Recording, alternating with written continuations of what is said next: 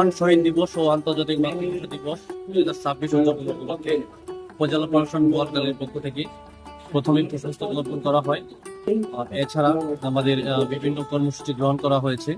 19 ফেব্রুয়ারি আমরা বিভিন্ন স্কুলে চিত্রাঙ্কন প্রতিযোগিতা, কবিতা পাঠ, রচনা প্রতিযোগিতার আয়োজন করেছি এবং আগামীকাল প্রভাত ফেরি হবে এবং সকাল 11টায় আমরা আলোচনা সভা রেখেছি।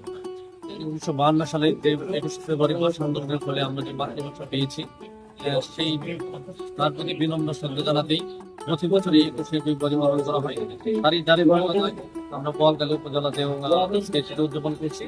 আমরা উপজেলা প্রশাসন ছাড়াও বিভিন্ন দপ্তরগুলো এখানে তাদের পুষ্পস্তবক করছে এবং আপনারা জানেন নির্বাচিত সরকার রয়েছে, যার মাধ্যমে অন্যান্য যারা রাজনৈতিক নেতৃবৃন্দ রয়েছেন তারা পুষ্পস্তবক করবেন।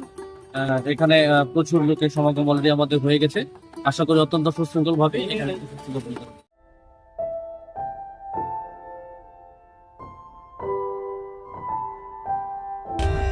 For more updates, subscribe to our channel, click the show links and enjoy watching the videos.